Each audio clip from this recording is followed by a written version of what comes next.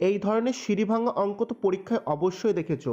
এর মান কত দেওয়া আছে বলো তো? 17/60। এই ধরনের অঙ্ক করার সবচেয়ে সঠিক নিয়ম হচ্ছে কি? Reverse case.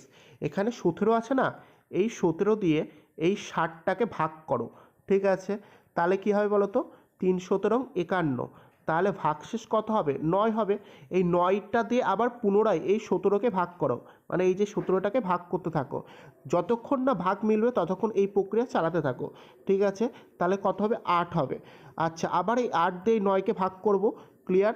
তাহলে কত হবে বলো তো? ভাগশেষ 1 হবে। আর আবার যদি ভাগ করি, দেখো এবার ভাগশেষ পুরোপুরি মিলে যাবে, ঠিক আছে? তাহলে এই যে 3 ভ্যালুটা দেখছো, এটা এর ভ্যালু, এই 1 বি এর ভ্যালু, এই 1 সি এর ভ্যালু, এই 8 ডি এর ভ্যালু। তাহলে এখন A plus B plus C plus D চেয়েছে। তাহলে 3 আর 1 4, 4 আর 1 5, আর 8 13 হবে। তাহলে অপশন সি হবে রাইট অ্যান্সার।